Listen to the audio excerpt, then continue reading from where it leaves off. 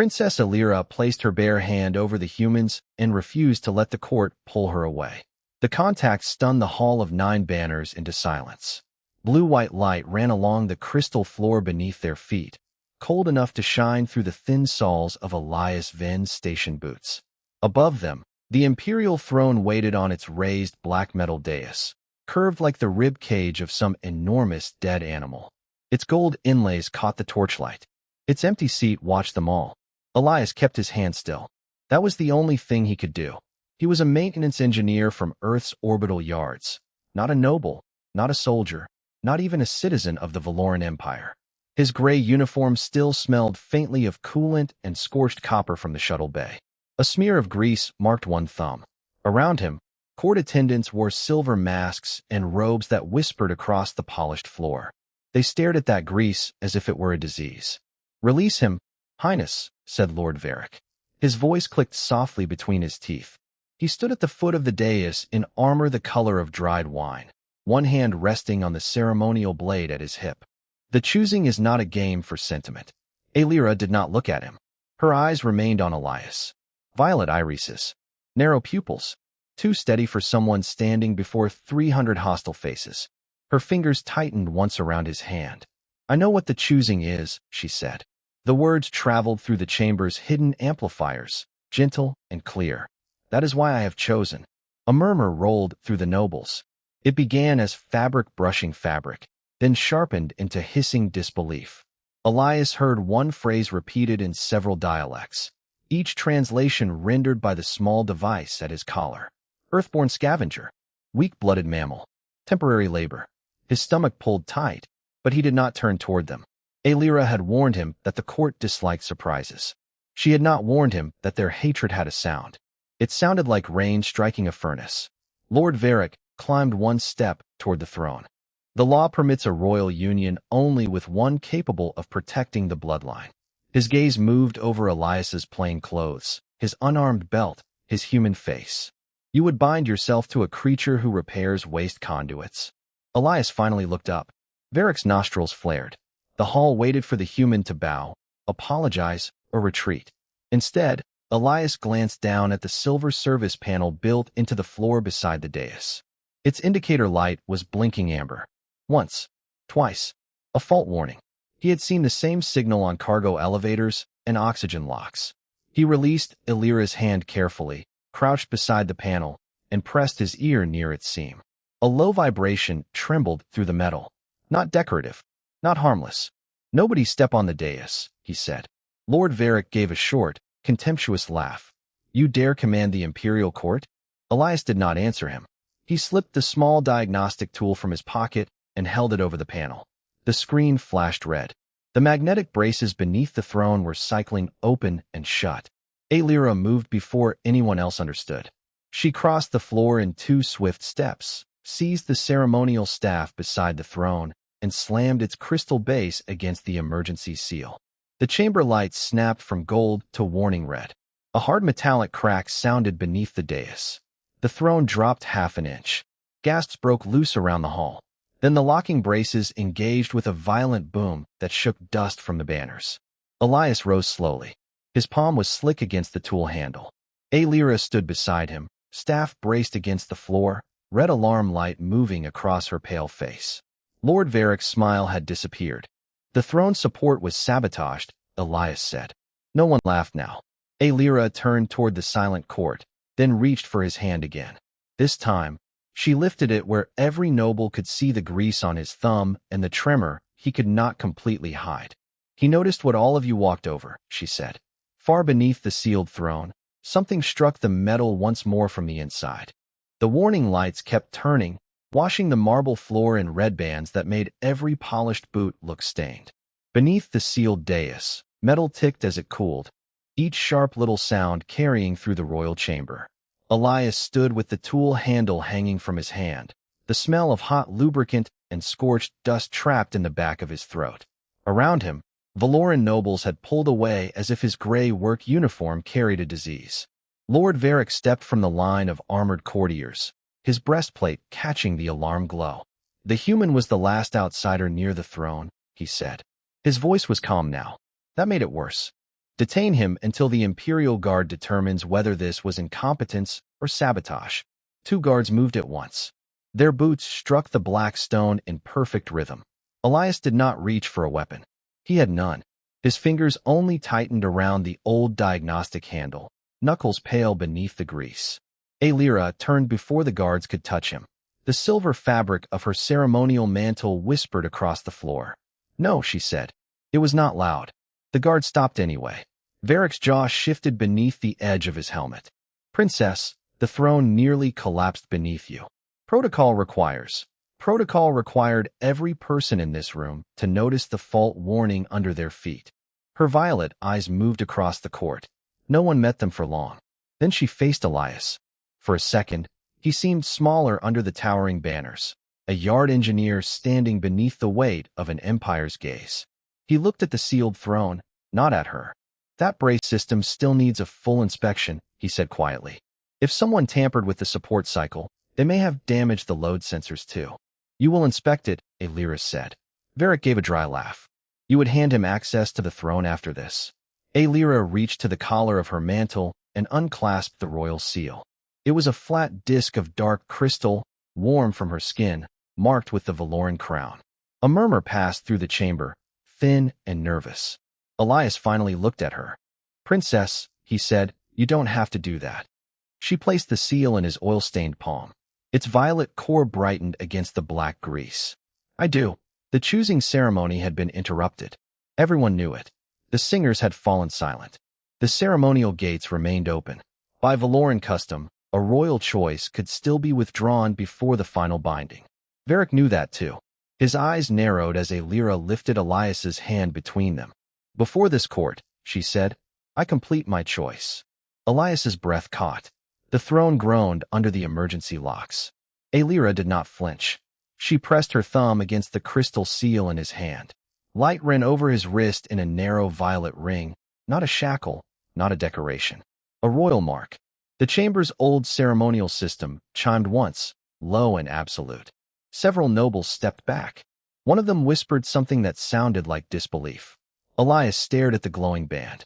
"Aelira," he said, lower now. "This makes you vulnerable.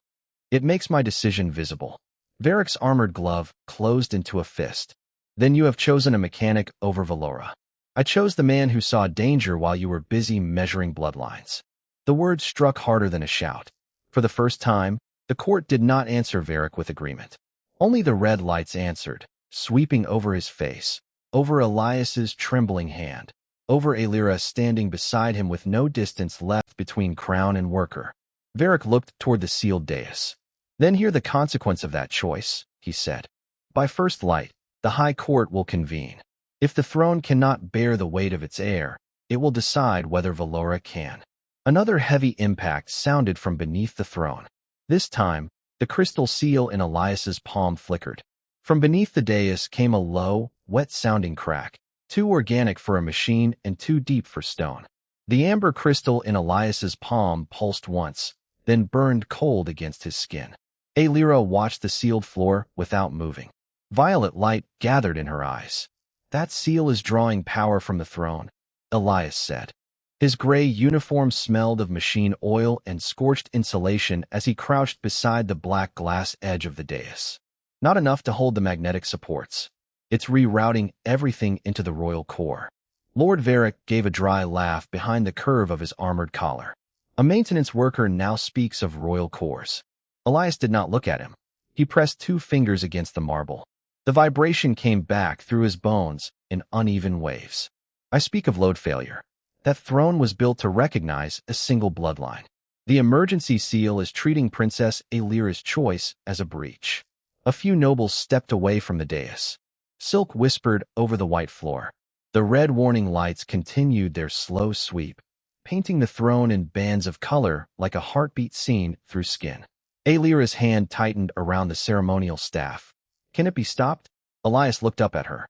"Not by me." The words landed quietly. "The core needs a royal command, not a spoken one. It needs you to confirm who stands with the crown." Varok's expression sharpened. "Do not listen to him. The High Court will judge this at first light." "First light is too late," Elias said. A seam opened across the throne's lower step with a sound like ice splitting on a winter lake. Heat breathed out of it, carrying the bitter metallic smell of overheated conduits. The imperial seat rose an inch, then settled again with a shudder that rattled the gold filigree along its arms. Elias reached for Aelira's sleeve, then stopped before touching her. If you activate the core now, it will record your choice permanently. The court cannot call it ceremony anymore. They will call it a binding. Varok stepped forward. His boots struck the marble once. Hard. And if she binds herself to an unarmed off-world mechanic, she binds Velora to humiliation. Aelira turned toward him. The red light crossed her face, then left it cold and pale. No, she said. I bind Velora to the truth. She lowered the ceremonial staff into the narrow slot at the base of the throne. Nothing happened at first. Then the staff's silver veins lit from within. A thin line of blue-white light climbed toward her palm. Elias saw the warning before anyone else did. Aelira, wait. The royal core answered with a sharp pulse. The staff's upper ring snapped open. A small blade, no longer than a thumbnail, slid across the inside of her hand. She did not pull away. One bright drop fell. It struck the ivory seat. For one suspended second, the entire chamber held its breath. Blood spread across the throne's polished surface in a narrow red crescent. The warning lights died. The grinding beneath the dais stopped. Then the throne gave a single deep hum, steady and immense, traveling through the marble and into every waiting foot. Gold symbols ignited along its arms. Not the old royal crest alone.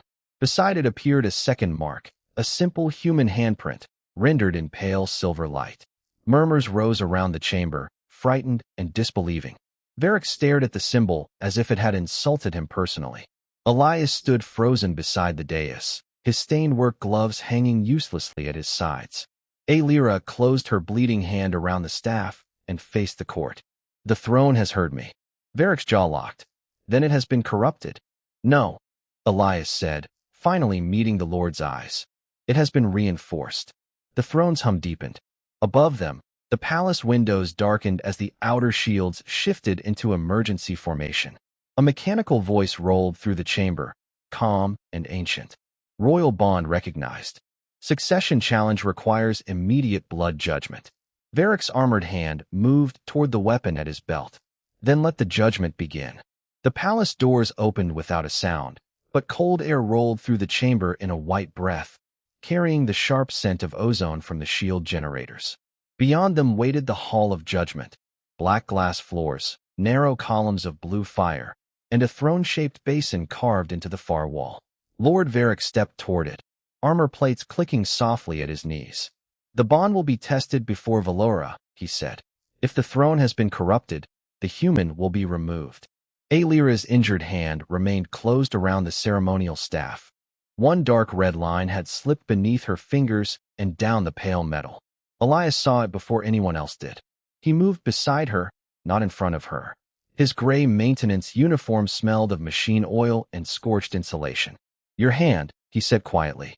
Open it. Varok gave a short laugh. The engineer believes he has leave to examine the air now. Elias did not look at him. Aelira's violet eyes stayed on his for one long second. Then she loosened her grip. The cut across her palm was shallow, but the skin around it had turned faintly silver, pulsing with the throne's low frequency. Elias frowned. He reached into the thigh pocket of his work uniform and pulled out a small field sealant strip, the kind orbital crews used on split-pressure gloves. This will sting. I have endured worse, Aelira said. I know. His voice stayed low. That is not a reason to let it keep hurting. The strip hissed when he pressed it across her palm. Aelira's fingers tightened once around his wrist. Not to stop him, to steady herself. Blue fire from the judgment hall reflected in the polished plates of Varok's armor, while the nobles watched in offended silence. No Veloran lord had touched the princess without permission. No court physician had been summoned. Yet there stood Elias Venn, a grease-stained human with a repair patch in his hand, treating royal blood as though it mattered more than ceremony. The silver glow beneath Aelira's skin faded.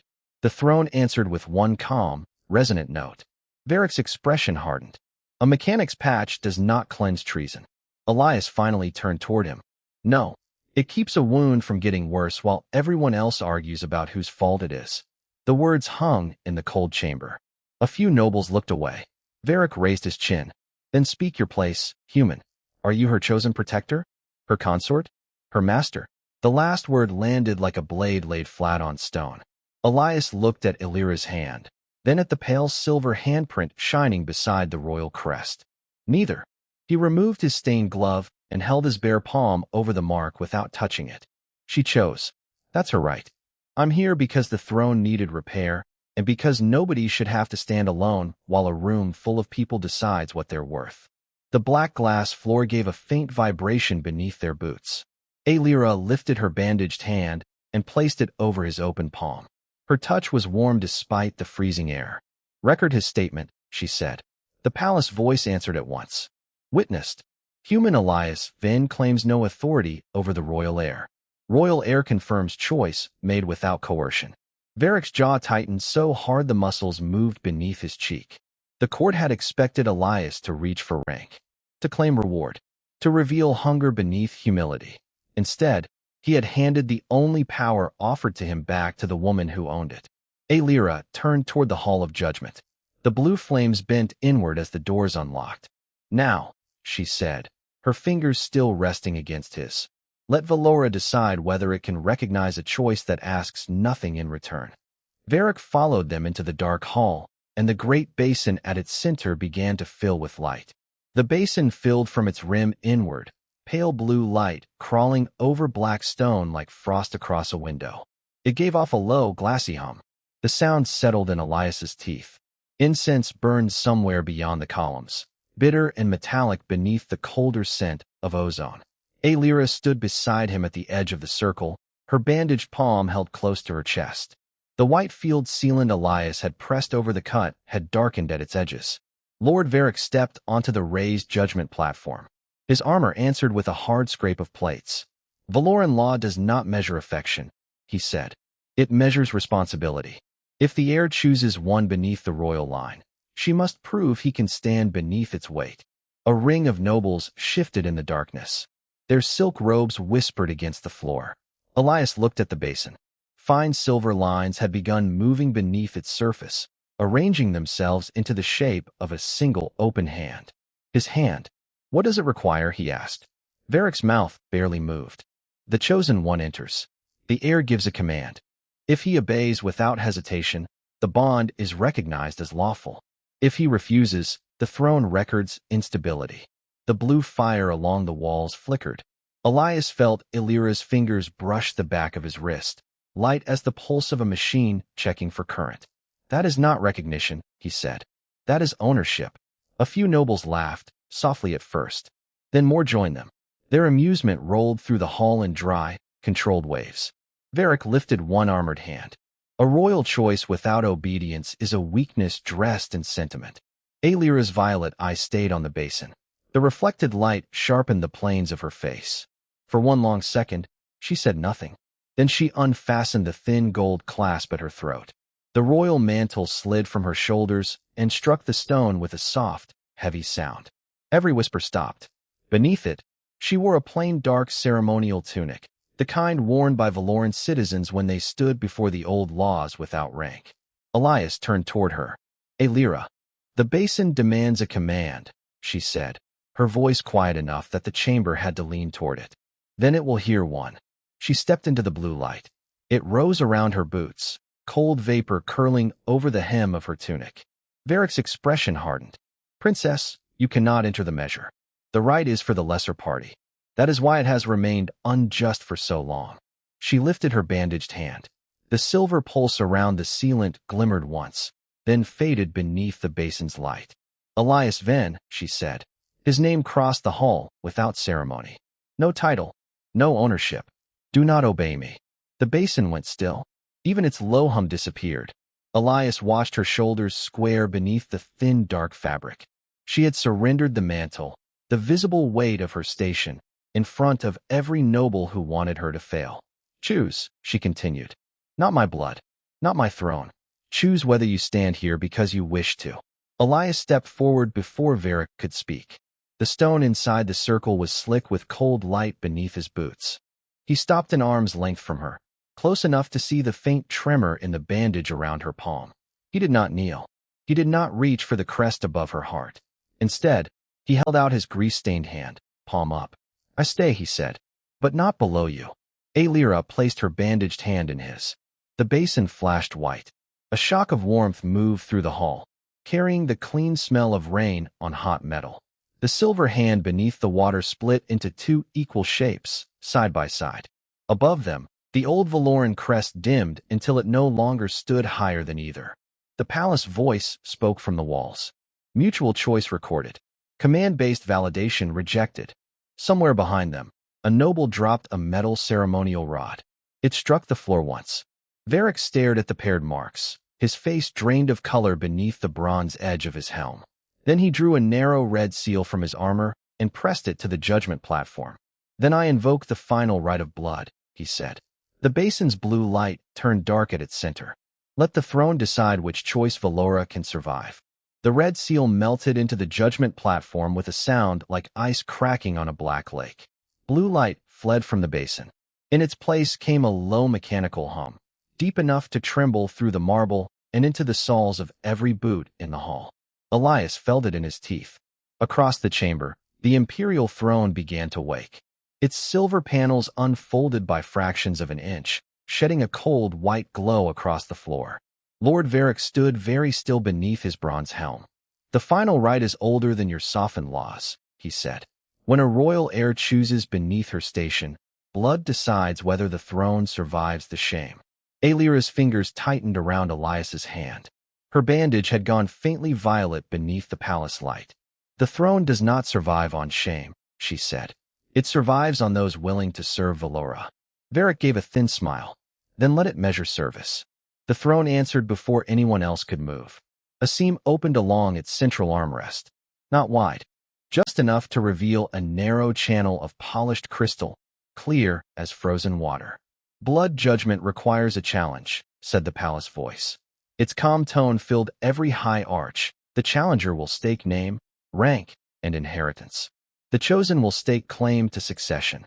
The companion will stake freedom of departure." A rustle passed through the nobles. Silk sleeves whispered. Metal ornaments clicked against armor. Elias looked at the empty crystal channel, then at Varok. The lord's gaze remained fixed on Aelira, as if Elias had already been removed from the room. "You brought him here," Varok said. "Let him decide whether he is worth your crown." Elias released Aelira's hand. Not to leave her, to step forward. His gray maintenance uniform was still marked with old engine grease at the cuffs, dark against the royal white stone. A few nobles laughed under their breath. He stopped at the first step below the throne. "You keep saying she chose beneath her station," he said. His voice was quiet, but the chamber carried it. "You mean she chose someone you can't order?" Varok's jaw hardened. "A human has no place in a Veloran blood judgment." "Then don't make me kneel in one." Elias turned toward Aelira. The violet in her eyes caught the throne light, bright and unblinking. "This is your claim," he said. "Not mine. I won't tell you to risk it. And I won't stay because a machine says I'm allowed."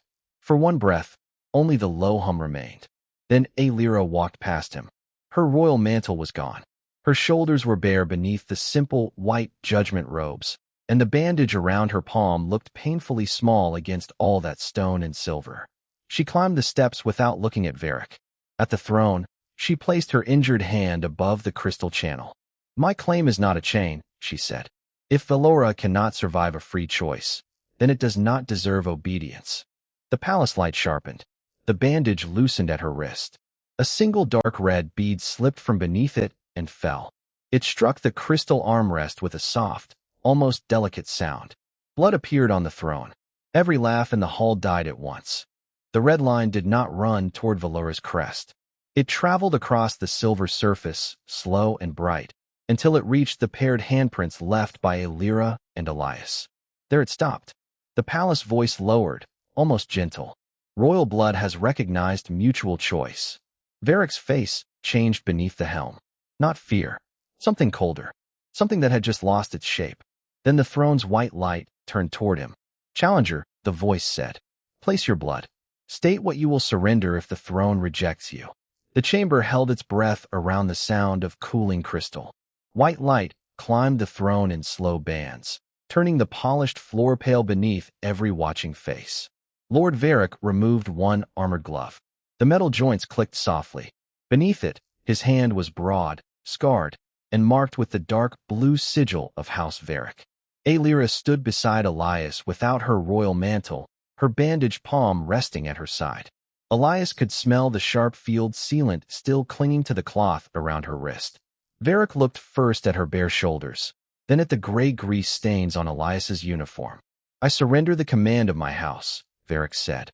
His voice struck the chamber walls and came back colder. "Its fleets, its votes, its claim to advise the crown. If the throne rejects me, House Varok will kneel to the judgment and never contest this union again." A murmur passed through the nobles like wind through dry leaves. Even the guards shifted. Varok's hand closed around the edge of his gauntlet. A thin blade slid from its inner seam with a clean mechanical hiss. He drew it across the center of his palm. The cut was small. The blood was not. One dark drop struck the crystal armrest beside Aelira's earlier red line. The throne flashed. Not red, gold. The light rolled outward in a silent wave, and every banner in the Hall of Judgment lifted as if a storm had entered through the sealed doors. Elias felt the static raise along his forearms. The silver handprint beneath his fingers burned bright enough to show through the grime. "Stake accepted," the palace said. "A challenge to mutual choice requires proof of mutual freedom." Varok's eyes narrowed behind the open line of his helm. The throne opened beneath Aelira and Elias with a low grinding sound. Two circles of white light appeared on the floor, one beneath each of them. Between the circles, a black line formed in the crystal. It ran toward the great doors of the hall. The chosen may depart. The palace continued. The claimant may not command. The chosen may not restrain. 1 hour of separation will establish whether the bond remains by free will. Cold moved through the room.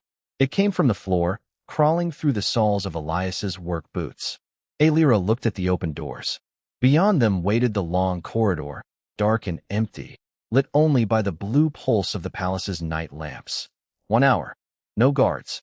No orders. No crown. No promise that Varok's people would honor the silence outside this chamber. Varok slowly pressed his wounded palm closed. Blood darkened the edge of his wrist armor. "Go, human," he said. "You have always wanted freedom. Take it." Elias did not move. His jaw tightened once. Then he looked at Aelira, not at the throne, not at the nobles, not at the gold light gathering around Varok's blood. Her violet eyes held his. The bandage at her palm had begun to stain through. She could have told him to stay. She could have made the whole hall hear the command. Instead, she stepped backward into her circle and let her hand fall away from his. "Choose what is yours," she said quietly. The palace doors opened another foot. Their locks withdrew with a heavy iron sound. Elias stared at the black line between them. In the orbital yards, a failed seal meant pressure loss. Fire. Bodies pulled through gaps no hand could close. This was worse. Nothing had broken. Nothing could be repaired with a wrench or a strip of field tape. Aelira had given him the one thing Varok believed would destroy them: the right to walk away. Elias turned toward the doors. Varok's shoulders eased by a fraction. Then Elias reached into the breast pocket of his work uniform and removed the small magnetic tool clip he had carried since Earth. He placed it on the crystal floor at the edge of his circle. A simple thing. Scratched steel. No royal crest. No oath. "I'm not staying because a throne marked my hand," Elias said. His voice was low, but the hall heard it anyway. "And I'm not leaving because you opened a door." He stepped toward the corridor. Aelira's breath caught, small and sharp in the cold air. Elias stopped at the threshold without crossing it. He looked back at her. "I'll take the hour," he said. "Not to prove I can abandon her. To prove neither of us needs a chain." The palace light dimmed. Varok's blood on the throne began to steam. Then the great doors sealed behind Elias, leaving Aelira alone beneath the white circle as the first minute of separation began. The corridor beyond the sealed doors smelled of hot copper and old dust, its narrow strips of ceiling light blinking once every 3 seconds. Somewhere behind the walls, the palace counted the hour in soft mechanical tones. Inside the Hall of Judgment, the white circle around Aelira had narrowed to the width of a grave marker. Elias stood alone at the far end of the corridor, 30 feet from the locked outer gate. Through its glass-black surface, The orbital city hung below the palace like a field of scattered embers. A service lift waited beyond the gate. Its indicator glowed green. One touch would take him down to the civilian docks. No guards watched him.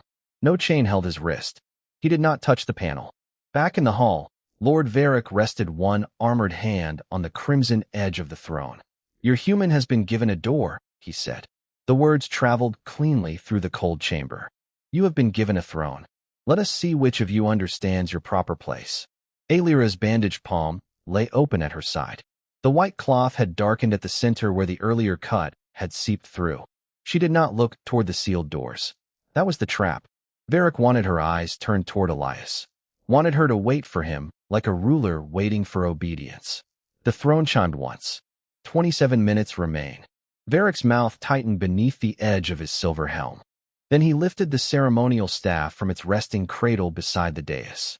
Its crystal head woke under his fingers, filling the air with a low electric hum. "There is still a lawful remedy," he said. "A royal recall." Several nobles shifted in their seats. The sound of silk against marble was thin and nervous. Aelira watched the staff's blue light crawl over Varok's armored knuckles. That remedy would end the test. It would establish control, Varok corrected. The crown does not survive because its heir waits to be chosen. It survives because someone gives the order. He offered the staff to her. "Call him back." Prove the human's freedom was always a performance. The crystal head hovered inches from her bandaged hand.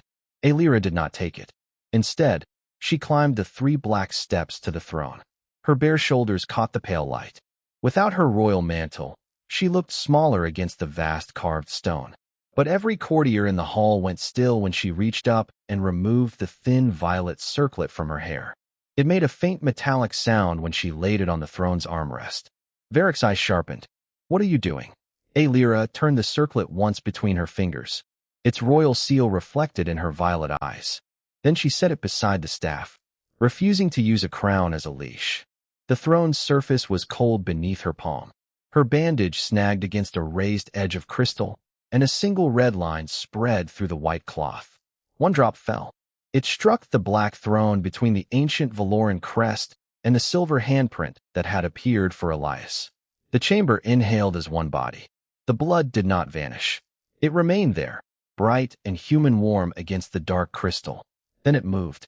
A narrow red line flowed away from Aelira's mark, not toward the crown, not toward Varok's blood seal, but downward, beneath the throne, beneath the dais, toward the sealed corridor where Elias stood alone. The palace voice filled the hall. Royal privilege voluntarily surrendered. The heir may not command the chosen companion. Varok stepped forward hard enough for his boot to crack against the marble. "No, that was not the condition. It is now," Aelira said. Her voice was quiet. "If he returns to me, not to my title." The circlet gave a soft click as the throne locked it in place. Above the doors, the timer changed from white to amber. 26 minutes remain, the palace said. Then a second line appeared beneath the count. Should the human depart before judgment, Princess Aelira's succession claim will be relinquished permanently.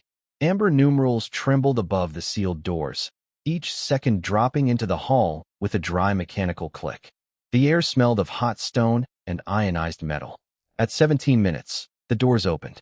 Elias Venn stepped through alone, his gray orbital yard uniform streaked with old grease, his boots leaving faint dust marks across the white marble. No guard escorted him. No chain pulled at his wrist. Princess Aelira did not move from the judgment basin. Her royal mantle remained folded on the floor beside the empty circlet, violet eyes fixed on him without calling his name. Lord Varok turned sharply, armor plates scraping together. "You came back," he said. Elias stopped beneath the throne, where the red line from Aelira's blood still glowed inside the black crystal like a buried ember. "I did." Varok gave a thin smile. "Then you understand the price. Her succession. My house. A throne that has forgotten what blood means." Elias looked at Aelira's bandaged palm. The field sealant he had pressed over her cut was gray against her skin, rough and practical beneath all that royal light. "No," he said. "I understand what you meant blood to mean." The chamber quieted. Even the palace ventilation seemed to lower its breath. Varok stepped closer, one armored hand resting on the ceremonial blade at his hip. You are a maintenance worker, he said. You were brought here because a princess looked downward. Elias's jaw tightened once. Then he reached into the breast pocket of his uniform and took out a small copper contact strip, the kind used to bridge damaged relay circuits in an orbital yard. He placed it on the floor between himself and the throne. I fix things that fail under pressure, he said. Sometimes the damage is metal. His eyes lifted to Varok. Sometimes it's the people standing around it. A low murmur moved through the nobles. Varok's face hardened. The test is complete. The human returned. Declare the bond void. The heir surrendered her authority to protect it. She surrendered the right to own me, Elias said. That is not the same thing. He walked past the copper strip and stopped at the edge of the dais. Aelira descended from the basin before anyone could stop her. Her bare feet touched the cold marble. She came to stand beside him, not ahead of him, not behind. Varok raised his voice. Princess, command him away from the throne. Aelira's fingers curled around the edge of her bandage.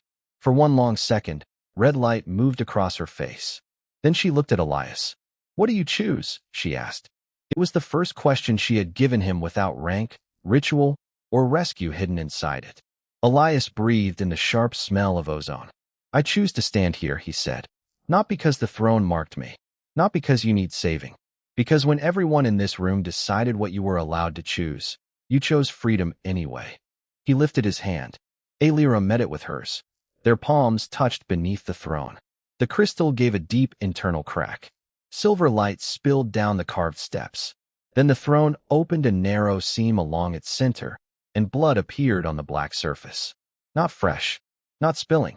3 bright red drops rose from inside the crystal and hung beneath the royal crest. One formed Aelira's line. One formed Varok's. The third stretched outward, not into a crown, but into the shape of 2 joined hands. Varok's breath caught. The palace voice filled the chamber, calm and ancient. Blood judgment concluded. Royal blood may establish succession. Challenged blood may establish forfeiture. Free choice establishes bond. The 3 drops sank back into the throne. Varok's red seal went dark first. Across his breastplate, the gold command insignia cracked with a soft electric hiss and faded to plain iron. A wave of stunned silence rolled through the court. House Varok relinquishes command, fleet authority, and voting claim, the palace said. Challenge rejected. Varok stared at the dead insignia on his armor. No one laughed. No one needed to. The throne had done what the court never could. It had made his power answer for itself. Aelira turned toward Elias, her hand still in his. You could have left, she said. So could you, he answered, glancing at the abandoned mantle on the marble. The amber timer above the doors went black. Somewhere beyond the hall, the palace systems resumed their steady hum. Aelira picked up her mantle, but did not put it on. She folded it over one arm and faced the throne beside the human engineer in his stained gray uniform. For the first time in generations, Velora's future was not written in blood alone. It was written in the hand someone chose to hold.